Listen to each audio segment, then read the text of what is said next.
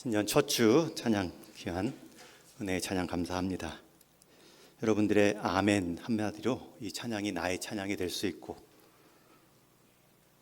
또 제가 드린 말씀처럼 설교자는 설교하고 나면 또 하고, 설교하면 또 하고, 마치 주부처럼 밥 지으면 또 밥 짓고 하는 것처럼 그럴 때마다 큰 격려가 또 위로가 되는 것은 여러분들의 아멘이기 때문입니다. 우리 찬양대도 찬양 부르고 나면 또 새 찬양 준비하고, 돌아서면 또 찬양하고 또 찬양하고, 그럴 때 여러분들의 아멘이, 여러분들은 그 찬양을 나의 것으로 고백할 뿐만 아니라 또 찬양대에게는 성도들을 대신하고 대표한 새 힘을 얻을 수 있습니다. 2024년 새해 첫 주를 예배의 자리에서 시작하는 여러분들을 축복하고 또 축복합니다. 오늘 말씀의 제목은 은혜 위에 은혜입니다. 그 말씀의 제목 형식을 따라서 여러분들을 신년 첫 주일 아침에 축복하고 축복합니다. 지난 한 주간 신년 특별 새벽 기도회로 새벽 모임을 가졌는데, 신년이기도 하고 기도하고자 여러분도 오셨지만 또 분주한 일정과 추운 날씨, 또 건강 때문에 많은 분들이 함께하지 못하셨습니다. 물론 온라인과 또 녹화된 영상으로 낮 시간에 함께 참여하셨다라는 말씀도 문자로 주셨는데, 다시 한번 새벽에 나눈 말씀, 특별히 신년에 여러분들과 함께 방향으로 드린 말씀을 정리하고 나누는 것이 필요하겠다 생각해서 적용을 달리하여 준비했습니다. 절대 묵은 밥 다시 드린다 생각하지 마시고, 이미 들으신 분들은 복습하고 심화하시고, 듣지 못하신 분들은 다시 한번 이 말씀 올해의 기도 제목으로 삼는 본문이 되기를 소망합니다. 함께 읽은 본문은 세례 요한이 예수님을 소개하는 부분입니다. 세례 요한은 태중에서부터 예수님을 기뻐하고 성령 충만한 자였습니다. 그리고 6개월 먼저 예수님보다 태어나셔서 예수님이 오시는 길을 예비하는 광야의 소리로 쓰임받는 것을 기뻐하며 사역하지요. 그러다 오늘 결국 이 본문에서 주님에 대해 이런 고백이 나옵니다. 우리 16절 말씀 같이 한번 읽습니다. 시작. 우리가 다 그의 충만한 데서 받으니 은혜 위에 은혜로라. 은혜 위에 은혜라는 표현이 예수님을 소개하는데 사용한 세례 요한의 말입니다. 은혜 위에 은혜다, 정말 은혜로운 표현이고요. 성경에서 가장 중요하고 또 하나님의 성품을 가장 잘 보여주는 단어 첫 번째는 은혜입니다. 에베소서 2장 8절에 보면 성경에서 가장 중요한 표현들이 반복해서 나오는데, 너희는 그 은혜에 의하여 믿음으로 말미암아 구원을 받았으니 이것이 너희에게서 난 것이 아니요 하나님의 선물이라. 은혜, 믿음, 구원, 하나님의 선물. 여러분, 이 일련의 중요한 시작, 이 표현들의 시작은 그 은혜에 의하여입니다. 은혜로 우리가 믿음을 가졌고요, 그 믿음의 결과로 구원을 받았습니다. 그래서 성경은 그 은혜를 또 다른 말로 하나님의 선물이라. 은혜라는 헬라어 자체가 카리스라는 단어인데 호의, 은총이라는 뜻입니다. 그냥 상대에게 퍼 부어주는 것이지요. 그런데 그 상대가 어떤 사람이든지 조건 없이 대상을 가리지 않는 점에 있어서, 또 주는 입장에서는 아낌없이 제한 없이 준다는 의미에서 은혜는 무한성이 있습니다. 우리는 이것을 탕자를 향해 보였던 아버지의 사랑을 통해 발견할 수 있습니다. 탕자는 아버지를 부정하고 아버지의 재산만을 타내어 탕진하고 거지의 모습으로 노예처럼 일하려고 다시 돌아옵니다. 그때 아버지가 탕자를 향해 보인 은혜는 대상을 가리지 않았습니다. 나를 속썩이고 내 재산을 탕진하고 불효를 넘어서 아버지로서 대우하지 않았던 그 아들을 조건 없이 다시 맞아주지요. 대상을 가리지 않는 점에 있어서 은혜입니다. 그리고 그 대상을 향해서 부어주는데 제한이 없습니다. 아들을 향하여서 이전에 온전한 그 아들의 자리까지 회복시키려고 반지와 신발, 좋은 옷은 물론 이제 제 아들이 돌아왔고 회복되었습니다 라는 것을 공개적으로 알리고자 마을 사람들과 함께 잔치도 벌였습니다. 이 점에 있어서 탕자를 향한 이 아버지의 마음은 조건을 가리지 않는 대상과 스스로에게는 제한을 두지 않은 퍼부어줌으로 하나님의 은혜를 정확하게 보여주었지요. 그런데 예수님이 그런 정도의 은혜가 아니라 또 그 위에 은혜다라는 표현을 하고 있는 것입니다. 은혜 자체가 값으로 계산할 수 없는, 상대를 가리지 않고 내 것을 제한하지 않는 퍼부어주는 호의인데 그 위에 또 은혜를 주셨다는 말씀은 무엇인가? 우리말 중에 설상가상이라는 사자성어가 있죠. 눈 위에 설이이다, 눈 위에 눈이 내렸다라는 뜻인데, 이때는 대개 부정적인 의미로 어려운 일 뒤에 또 어려운 일이 또 쌓이고 또 쌓이는 모습을 말할 때 표현합니다. 정반대의 의미로 금상첨화라는 단어도 있습니다. 비단금, 윗상, 더할 첨, 꽃화, 금 위에 꽃을 더하다. 최상급 표현이고 좋은 일들이 반복해서 쌓여가는 모습을 말하지요. 여러분들은 무엇 위에 무엇을 준다고 할 때 그 무엇을 무엇으로 삼으시겠습니까? 어떤 분들은 선물 위에 선물을 받고 싶다, 진급 위에 진급을 기대한다, 올해는 성공 위에 성공이 왔으면 좋겠다. 여러분, 이 표현도 다 금상첨화적인 좋은 표현이지만 한계가 있습니다. 왜냐하면 금상첨화, 금 위에 꽃도 선물과 진급과 성공과 합격도 무한대는 아니기 때문입니다. 한계가 있고 끝이 있는 단어들입니다. 그러나 은혜라는 것은 상대를 향해서는 조건 없이, 스스로를 향하여서는 제한 없이 주는 선물인데 그 선물 위에 또 은혜가 임했다. 그 모습이 예수님을 통해서 드러났다는 것입니다. 세례 요한은 어떤 의미로 은혜 위에 은혜가 바로 예수님이다라고 말씀하고 있을까요? 먼저는 우리 문맥적으로 살펴보면 17절 이어지는 본문과 연결해서 해석할 수 있습니다. 우리 17절 말씀 같이 읽습니다. 시작. 율법은 모세로 말미암아 주어진 것이요 은혜와 진리는 예수 그리스도로 말미암아 온 것이라.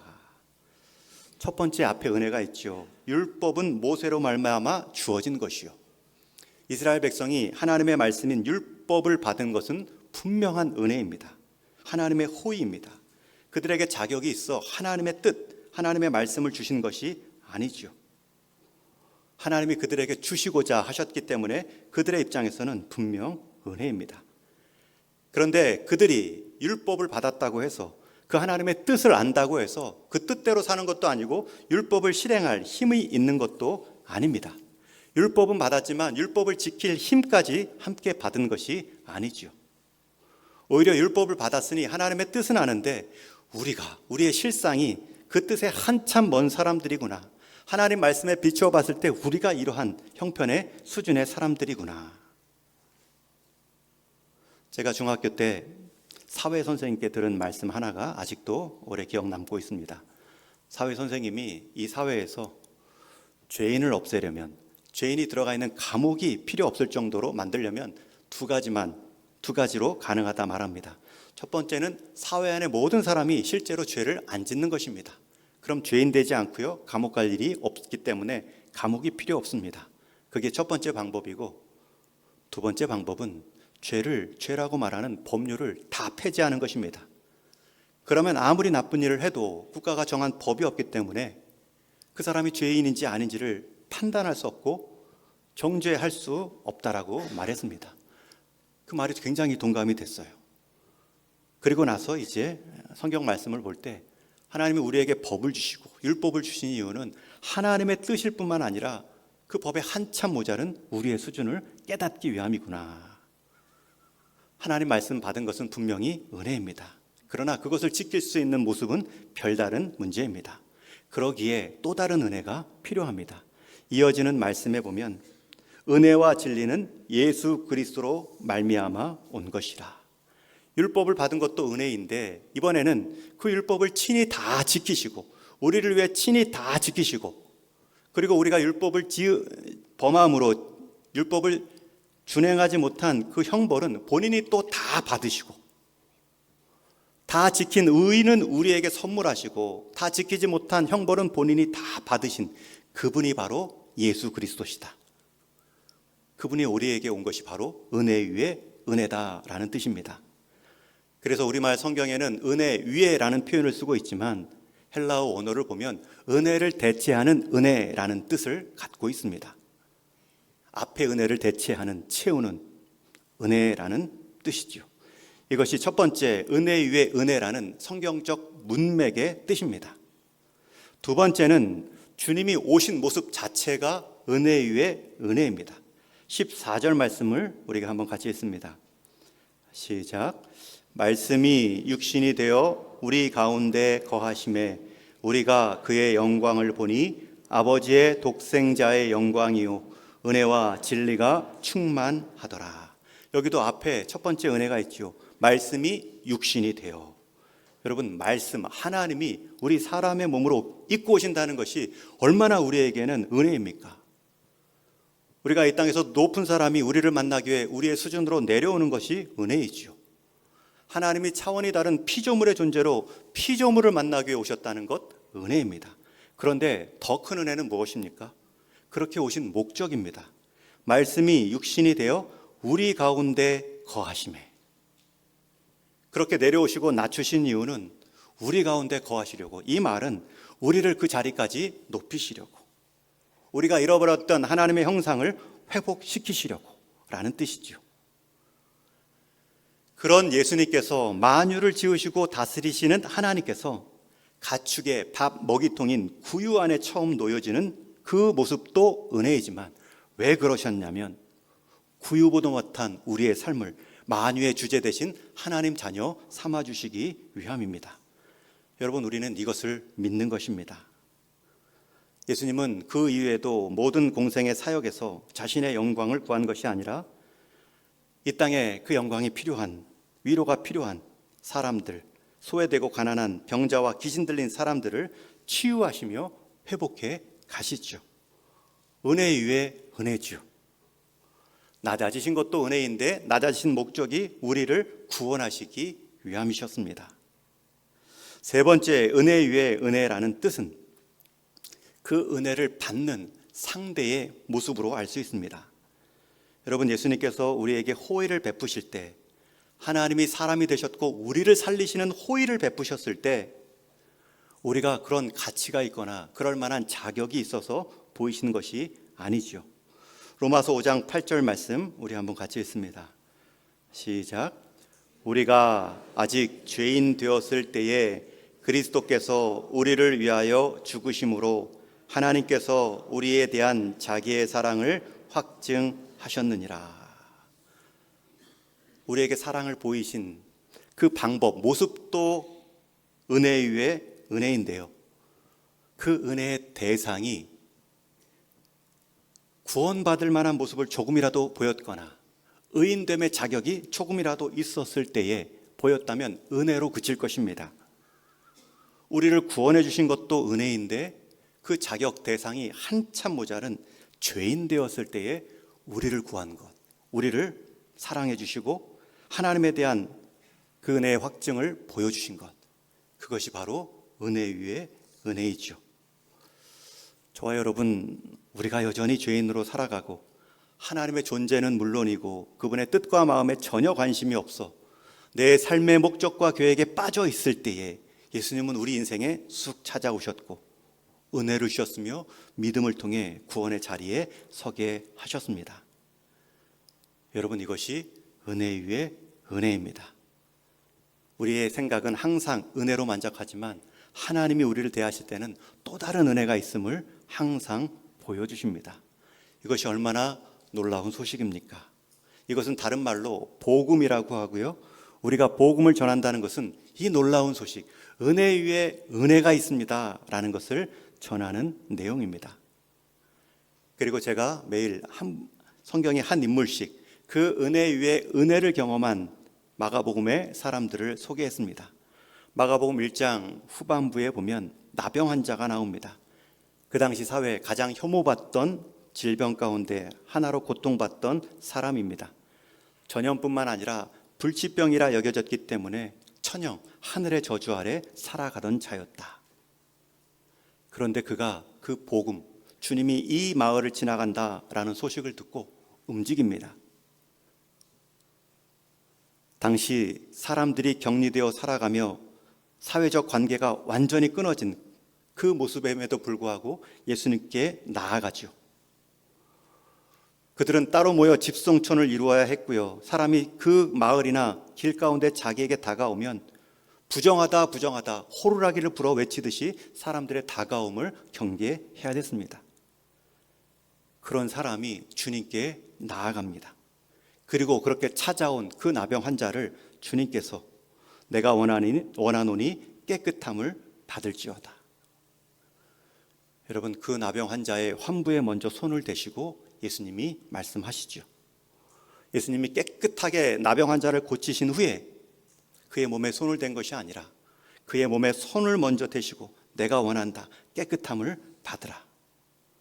예수님은 나병 환자의 몸을 치유하시기 전에 그의 사회적 관계, 그동안 살아왔던 마음의 상처를 먼저 치유해 주십니다. 만나 주신 것도 은혜인데 그 마음마저도 치유하시고 그에게 새로운 삶의 출발로 깨끗함을 주시는 것이 은혜 위에 은혜입니다. 또 마가복음 바로 이어지는 2장에 보면 이번에는 중풍병자가 찾아옵니다. 여러분, 중풍병자는 나병 환자처럼 전염성이 없기 때문에 정결법, 율법에 있어서도 제한이 없는 질병이지만 이 중풍병자는 스스로 원한다 할지라도 몸에 마비가 있기 때문에 거동조차 못하는 큰 병입니다. 그럼에도 그는 예수님께 나아가고자 주변에 있는 사람들에게 도움을 요청합니다. 나를 좀 침상치에 옮겨 예수님이 있는 집으로 이동해 달라. 예수님은 가버나움의 한 집에 계셨는데 그야말로 입추의 여지, 설 자리마저 없이 그 집을 빽빽히 많은 사람들이 둘러싸고 있었습니다. 침상을 들고 갔지만 사람들이 둘러싸여 있자 들어갈 수가 없습니다. 거기서 멈추지 않고 이 중풍병자는 나를 지붕으로 올려다가 지붕을 뚫고서라도 예수님께 내려달라 요청하지요. 그 부탁을 받고 주변 친구들이 흔쾌히 침상치에 들어 올리고 지붕을 걷어내어 내립니다. 여러분, 주변 친구들이 믿음이 있어 행동했다라기보다는 이 중풍병자가 그러한 믿음을 가지고 친구에게 요청한 것이죠. 떨어질 수도 있는 위험, 남의 집 지붕 걷어냈을 때에 또 물질적 손해보상도 각오한 수고입니다. 그렇게 찾아온 그 중풍병자를 향하여서 예수님이 말씀하시지요. 작은 자야, 내 죄사함을 받았느니라. 예수님은 설교하고 있었을 것이고 많은 사람들을 만나 하나님 복음을 전하고 있는데 어떻게 보면 그 집회를 방해한 그 어수선한 그 현장의 그 주인공을 예수님이 말씀하시죠. 작은 자여, 내 죄사함을 받았느니라. 여러분, 이것이 은혜입니다. 그러나 여기서 멈추지 않지요. 죄사함을 말했다라는 것을 서기관과 바리새인들이 듣고 시비를 겁니다. 하나님만이 할 수 있는 것을 저 사람이 하다니. 그러자 예수님께서 그에게 다시 명합니다. 그에게 일어나 상을 가지고 모든 사람 앞에 나가도록 명할 때에 그가 일어나 자기가 타고 온 그 상을 들고 걸어 나갈 수 있을 정도로 회복되어지죠. 은혜 위에 은혜입니다. 주변 사람들이 다 놀라서 하나님께 영광을 돌리며 우리가 이런 일을 도무지 보지 못했다 라는 하나님에 대한 신앙 고백을 이끌어내었습니다. 세 번째 사람이 바로 또 이어진 세리 마태입니다. 세리 마태는 직업상 유대 땅 세관을 통해 많은 세금과 경제적 수탈을 통해 로마 정부에 바치는 데 앞장선 매국적 사람입니다. 앞에 두 큰 중풍병자나 나병 환자는 스스로 예수님께 나아왔죠. 그러나 정작 세리 마태는 몸을 움직일 수 있음에도 불구하고 예수님께 나아가지 않습니다. 오히려 그런 관계적으로 마비되어 있고 영적으로는 사람들이 접촉하기도 싫어했던, 매국노라 욕했던 그 세리 마태를 예수님이 찾아가십니다. 마가복음 2장 14절에 보면 레위가 세관에 앉아 있는 것을 보시고 그에게 이르시되 나를 따르라 하시니 일어나 따르니라. 여러분, 이번에는 예수님이 직접 세리마태를 찾아가 명하셨습니다. 나를 따르라. 은혜 위에 은혜지요. 찾지도 않은 사람 찾아간 것이 은혜인데요, 그 찾아가서는 주님 따를 수 있는 제자로 부른 것이 또 은혜 위에 은혜입니다. 특별히 그 세리마태가 부름받았던 시점이 언제입니까? 세간에 앉아 있는 것을 보시고 그에게 이르시되. 세간에 앉아 있다는 것은 지금 자기 일에 열심히 하고 있다는 것입니다. 아마 앉아서 정부를 열심히 점검하고 있었고 자기가 거둔 세금의 영수증을 부지런히 발행하고 있었겠죠. 다른 말로 하면 자기 정욕, 자기 인생 계획에 바빠 있을 때, 빠져 있을 때 예수님은 그를 찾아가 부르신 것입니다. 은혜 위에 은혜이죠. 이렇게 세 사람이 다 은혜 위에 은혜의 경험을 자기 인생 가운데 경험하며 예수님께 나아왔습니다. 특별히 나병 환자와 중풍병자가 예수님께 직접 찾아왔다면 세리마태는 예수님께 찾아옴을 당하는 은혜를 경험하죠. 여러분, 이것이 은혜 위에 은혜를 경험한 인생의 사례입니다. 그런데 이 은혜 위에 은혜는 이 세 사람에게만 해당하지 않습니다. 그 은혜 위에 은혜를 주시는 우리 주님은 오늘 저와 여러분의 예배를 받고 있는 우리 주님이십니다. 여러분 인생 올해 2024년도에도 여러분의 삶의 길에는 때로는 도와줄 사람이 없고 심지어 가족도 이해하지 못하는 나만의 어려움 가운데 처할 수도 있습니다. 앞으로도 뒤로도 옆으로도 길이 없는, 답이 없는 사면 초가의 상황에 놓여 있을 때도 있습니다. 그러나 그러한 상황에서도 은혜 위에 은혜의 주님은 우리와 함께 하십니다. 하늘을 향해 열려있는 우리를 향한 은혜 위에 은혜의 문은 닫힌 적이 없습니다. 그것을 주시기 위해 하늘 보좌를 버리시고 우리를 찾아와 부르신 그 모습을 보며 우리는 확신할 수 있습니다. 그래서 여러분은 여러분의 모든 삶의 자리마다 은혜 위에 은혜가 있음을 확신하며 우리 역시 믿음 위에 믿음으로 호응하셔야 됩니다. 여러분 앞에 세 사람은 은혜 위에 은혜를 경험할 때 물론 그 은혜로 말미암아 믿음을 가지게 되었지만 그들은 은혜의 자리마다 믿음 위에 믿음으로 반응했습니다. 나병 환자는 주님이 오신다는 소식 가운데 주변의 시선, 눈촌, 심지어 율법의 올무까지도 끊어내고 주님의 은혜의 보좌 앞에 나아갔습니다. 중풍병자는 홀로 걸어갈 수도 없음에도 불구하고 주변 사람을 찾아 요청하며 실상 가보니 그 집에 둘러싸여 있는 수많은 사람들로 인해 막혀 있음에도 지붕을 뚫어서라도 주님 앞 은혜의 보좌 앞으로 나아가는 믿음의 믿음을 보였습니다. 찾아오신 예수님을 자기의 모든 기득권을 내려놓고 공개적으로 나간 세리마태도 믿음 위에 믿음적 모습입니다. 특별히 누가복음에 보면 세리마태는 예수님을 쫓을 때 다 버리고 쫓았다라는 표현이 나옵니다. 베드로도 배와 그물을 다 버리고 예수님을 쫓았지만 바다는 남아 있었습니다. 다시 돌아가면 얼마든지 그물질할 수 있었고요. 실제로 예수님이 죽으신 후에 내려가 부활의 주님을 만나기 전까지 열심히 그물을 내리던 사람입니다. 그러나 마태는 자기 자리를 비웠을 때 공속으로 남지 않습니다. 누군가 그 자리를 대신에 들어오고요. 계속 장부를 이어가겠죠. 오히려 마태는 그러한 자리를 떠났을 뿐만 아니라 자기 집의 잔치를 벌여 세리와 죄인을 다 초대하고 자신의 새로운 출발을 공개적으로 선언했습니다. 그 행동 역시 믿음 위에 믿음을 보인 모습입니다. 여러분, 하나님의 은혜는 항상 부족함 없이 우리의 생각을 뛰어넘음으로 우리를 대하시고 부어주십니다. 은혜 위에 은혜가 있습니다. 그러나 그것을 대하는 우리의 믿음은 믿음으로만 끝날 때가 많죠. 만약 중풍병자나 나병 환자가 예수님은 좋으신 분, 능력 있는 분이야, 그것을 인정하는 행동, 믿음으로만 그쳤다면 그들의 삶의 변화는 없었습니다. 그러나 그들은 예수님께 나아가는 믿음 위에 믿음을 또 보였습니다. 심지어 그 믿음을 가로막는 사람들의 시선과 눈총, 둘러싸인 사람과 지붕이 있다 할지라도 그것을 뚫고라도 율법의 올무를 끊고서라도 예수님 앞에 나아간 믿음을 보였습니다. 우리를 향한 우리 하나님의 은혜는 변함이 없고 다함이 없고 쇠함이 없습니다. 은혜가 문제 있지 않습니다. 그것을 신뢰하고 그것을 바라보는 우리의 믿음을 보셔야 됩니다. 어미새는 자기 새끼 새들을 하나하나 밥 먹일 때에 누구는 주었고 누구는 안 주었는가, 그 기억력에 의존하지 않는다라고 말씀드렸죠. 오히려 조류학자는 어미새의 기억력이 아니라 아기새, 새끼새들의 입벌림이 먹이를 결정한다 말합니다.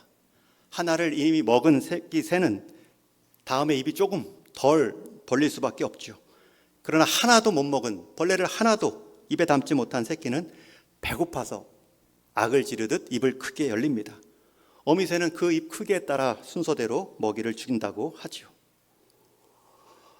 우리를 향한 하나님의 은혜는 차별이 없습니다. 쇠함도 없습니다. 우리가 그 하나님의 은혜를 입을 활짝 열려 그 하나님을 향하여서 전심으로 갈망하고 있는가? 사람이 막고 주변의 시선이 막는다 할지라도 그 주님의 은혜의 보좌 앞에 내가 우선순위를 두고 나아가고 있는가? 그것이 그 변함없는 다함없는 은혜를 경험하는 방법이죠. 그래서 시편의 아삽도 이렇게 노래하며 가르치는데, 우리 시편 81편 10절 말씀 같이 읽겠습니다. 시작. 나는 너를 애굽 땅에서 인도하여 낸 여호와 내 하나님이니 내 입을 크게 열라 내가 채우리라 하였으나. 이스라엘 백성은 바로의 권력을 끊어내고 홍해를 갈라내면서까지 구원하신 그 하나님을 경험했음에도 불구하고 그 하나님을 향하여서 은혜를 사모하는 믿음의 입을 크게 열지 못했습니다. 이어지는 11절에 보면 내 백성이 내 소리를 듣지 아니하며 이스라엘이 나를 원하지 아니하였도다. 그러므로 내가 마음을 완악한 대로 버려두어 그들의 임의대로 행하게 하였도다. 임의대로 행한 그 끝이 무엇입니까? 그 광야에 다 묻히는 것입니다. 구원은 받았지만 약속의 땅까지는 풍성히 누리지 못하는 삶을 살았죠. 여러분, 은혜 위에 은혜가 있습니다. 내가 구원 받은 것으로만 만족하지 마시고요, 하나님이 약속한 가나안의 풍성함을 누리시기 위해서는 믿음 위에 믿음이 필요합니다. 이제 말씀을 정리합니다. 원싱이라는 제목의 책이 있습니다. 우리말로 번역하면 단 한 가지라는 뜻의 영어 제목 책입니다. 책의 저자인 게리 켈러는 회사를 창업하고 거의 모든 일을 도맡아 열심히 일했지만 성과가 없고 보이는 가시적 열매가 없음에 낙심하였다가 자신을 3년간 변화시킨 한 가지 방법을 소개합니다. 그렇게 3년간 집중한 방법으로 인해 연 40%의 성장 결과를 얻었다 말하고 있죠. 그 전까지 이 저자는, 이 창업주는 매일 아침 수첩을 펴서 그날 해야 될 일을 하나하나 쭉 적어나가고 그 한 가지 한 가지 사력을 다해 실행한 후에는 지어나갔습니다. 그런데 그런 일을 계속 반복할수록 적어야 될 일들은 더 늘어났고 그에 따라 그 일을 행하는 시간도 늘어갔을 뿐만 아니라 몸도 지쳐갔습니다. 그때 한계에 이르렀을 때 그는 결단합니다. 이걸 다 적지 말고 딱 한 가지만 적어보자. 가장 본질적으로 가장 끝까지 지켜내야 될 중요한 것 하나만 파자. 모두 다 하지 말고 한 가지 제대로 된 것을 하나씩 해가자. 그렇게 3년이 지났더니 풍성한 결과를 보았다 말하죠. 그리고 나서 이 책의 결론을 이렇게 말합니다. 성공이란 누가 더 많이 때려잡느냐 하는 두더지 게임이 아니라 누가 단 하나를 집중하여 넘어뜨릴 수 있느냐는 도미노 게임이다. 한번 넘어지기 시작하면 멈추지 않는 도미노처럼 성공은 연이어 일어난다. 모든 것을 다 하려 하다가 하나도 다 제대로 이루지 못한 모습이 아니라 끝까지 놓치지 말아야 될 그 하나에 집중함으로 그것을 잘 해결했더니 나머지 해야 할 일들이 없어지거나 자동적으로 이루어지는 것을 보게 되는 것이죠. 그러면서 우리 사업뿐만 아니라 인생도 누가 더 많이 때려잡느냐 두더지 게임이 아니구나. 내가 넘어뜨려야 될 도미노 하나만 제대로 넘어뜨리면 그 도미노가 계속해서 이어질 수 있구나. 물론 우리가 이 책의 내용대로 한 가지를 정한다고 해서 삶이 한순간에 다 바뀌지는 않을 것입니다.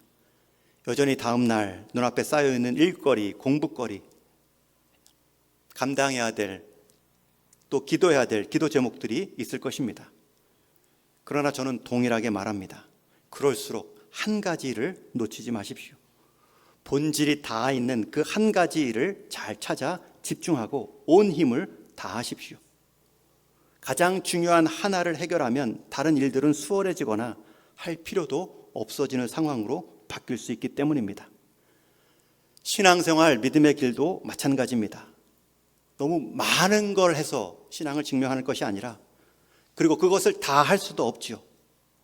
오히려 계속해서 반복해 찾아오는 수많은 두더지들 때려잡느라 신앙의 본질 놓치지 않고 신앙의 시간들 다 소비하지 않는 것이 지혜이지요. 대신 한 가지만은 분명히 잡아야 됩니다.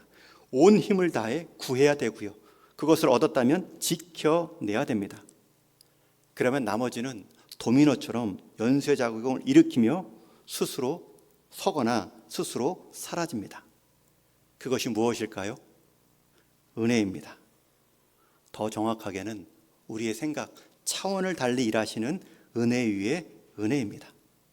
그것이 그리스도 안에 있습니다. 그의 충만함 가운데 우리에게 은혜 위에 은혜로 오셨다 말씀하고 있습니다. 여러분, 저는 올 한 해 여러분들의 삶에 가정과 일터와 우리 교회의 사역 안에서도 놓치지 말아야 될 그리스도 안에 있는 이 은혜 하나만을 붙잡고 내 직분과 서로를 대하며 가정과 일터와 우리 교회를 세울 수 있는 한 해가 되기를 주님의 이름으로 축원합니다. 그것의 시작, 하나님의 분명한 찾아오심, 은혜입니다. 그러나 그것을 우리가 순종해 갈 때 만나는 여러 사람의 눈치와 우리를 가로막고 있는 사람의 시선들과 막혀있는 벽과 지붕이 있을 수 있습니다.